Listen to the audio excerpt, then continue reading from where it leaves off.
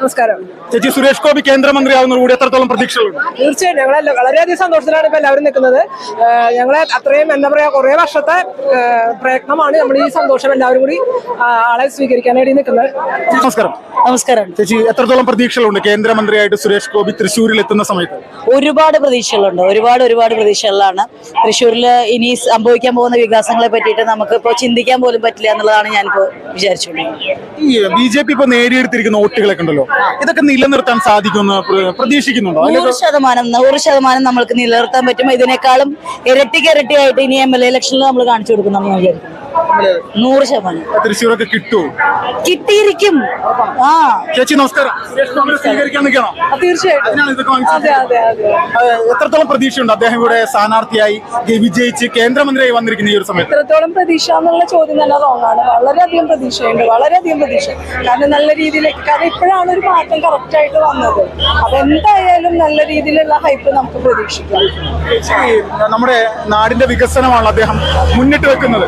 ഇതിൽ ഏറ്റവും പ്രധാനമായിട്ട് UDF-ന്റെയും LDF-ന്റെയും ആളുകൾ പറയും ഇതൊരു പൊള്ളത്തരമാണ് സുരേഷ് ഗോപി പറയുന്നത്. പ്രചരണം ആദ്യം ഉണ്ടായിരുന്നു.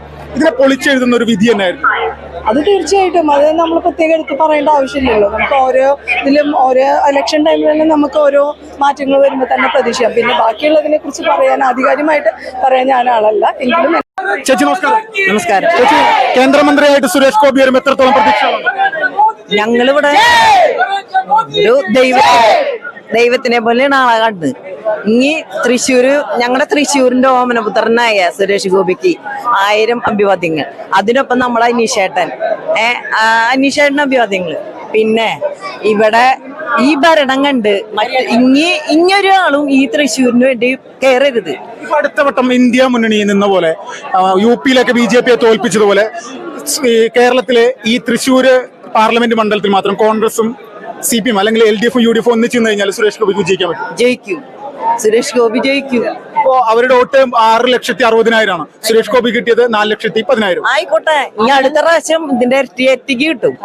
ഉറപ്പായിട്ട് ജയിക്കും. ഇപ്പോ ഈ K. മുരളീധരൻ ഒരു പ്രസ്താവന ഇന്നിറക്കിയിട്ടുണ്ട്. സുരേഷ് ഗോപി ചെയ്ത നല്ല കാര്യങ്ങളൊക്കെ തിരിച്ചറിയാൻ വൈകി എന്നുള്ളത്. അപ്പോ യഥാർത്ഥത്തിൽ അതൊരു തോൽവിയുടെ കുറ്റസമ്മതമല്ല? തോൽവിയുടെ കുറ്റസമ്മതം. ഇയാള് ഈ ഭാഗത്തേക്ക് കിടക്കില്ലേ? ഉറപ്പാണ്. കോൺഗ്രസും വരില്ല, CPM വരില്ല. തൃശ്ശൂരിന്റെ സുനിച്ചേട്ടനോട് എന്താണ് പറയുന്നത്? വിഷമിച്ചിരിക്കും. സുനിച്ചേട്ടാ വീട്ടിലിരിക്കൂ. സുനിച്ചേട്ടൻ ഈ ഭാഗത്ത് കിടക്കല്ലേ, നാടിന്റെ അഭിമാനങ്ങളെയല്ലേ.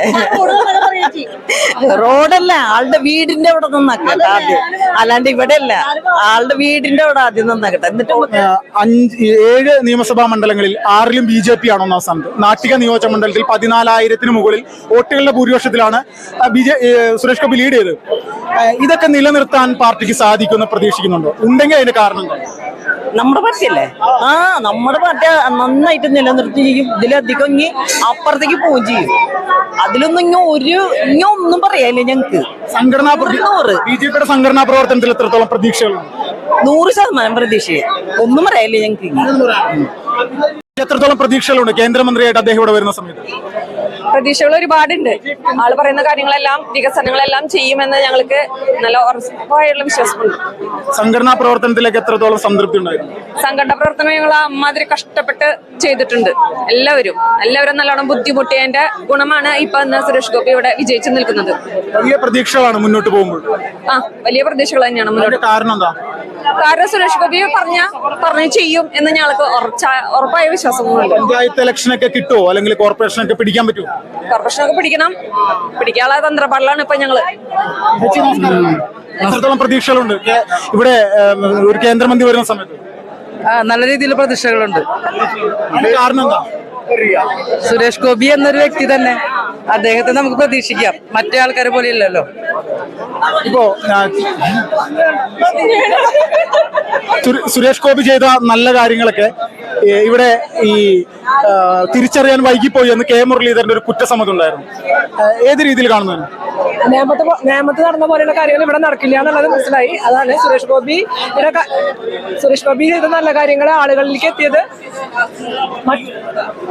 മറ്റുള്ള പാർട്ടികള്, അതായത് മുരളിയുടെ പോലെയുള്ള പാർട്ടികള് അവർക്ക് ഇപ്പോഴാണ് അതൊരു എന്താ പറയാ ആളുകളിലേക്ക് എത്തിയില്ല അല്ലെങ്കിൽ നടക്കുന്ന ഒരു കുറ്റസമ്മതം പോലെയാണ് ആൾക്കാർ. അവരിപ്പോ ഇന്ന് പ്രസ്താവനയിലുണ്ടായിരുന്നു സുരേഷ് ഗോപിയുടെ നല്ല മനസ്സ്. അതായത് ഇനിയിപ്പോ ഈ സുരേഷ് ഗോപി ഇവിടെ ചെയ്യുന്ന കാര്യങ്ങൾ കണ്ടിട്ടായിരിക്കും കേരളം മൊത്തമുള്ള സ്ഥലങ്ങളിലുള്ള ആളുകൾ അതിനെ വിലയിരുത്താൻ പോകുന്നത്. അതായത് അവരുടെ എല്ലാവരും വിചാരിക്കും തൃശ്ശൂർ പോലെ ചെയ്താൽ മതിയായിരുന്നു, അത് സുരേഷ് ഗോപി ജയിച്ച പോലെ മറ്റുള്ള ജില്ലകളിലും ജയിച്ചിട്ടുണ്ടായിരുന്നെങ്കിൽ, അതായത് BJP ജയിച്ചിട്ടുണ്ടായിരുന്നെങ്കിൽ മറ്റുള്ള കാര്യങ്ങൾ നടക്കുമായിരുന്നു എന്ന് എല്ലാവർക്കും തോന്നുന്ന തരത്തിലുള്ള ഒരു പ്രവർത്തനം നമ്മൾ ST നിന്ന് പ്രതീക്ഷിക്കുന്നുണ്ട്. അത് നടക്കും.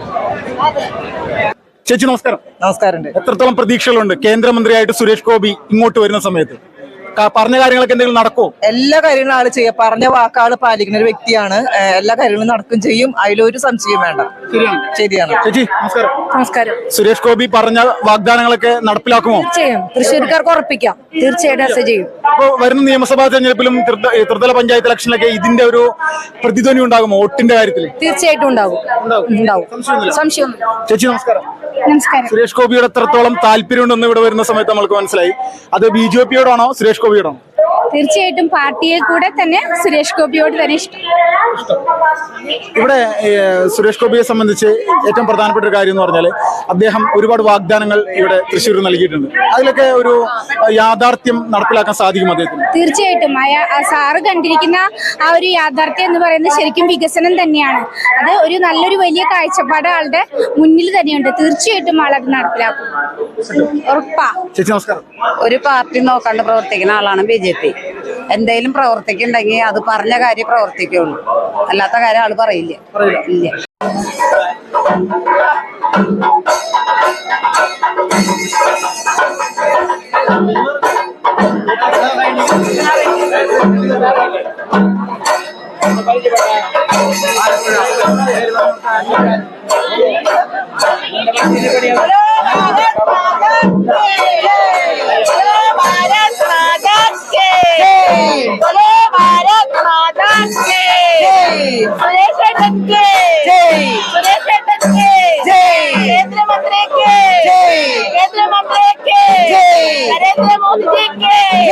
नरेंद्र मोदी जी के बोलो भारत माता के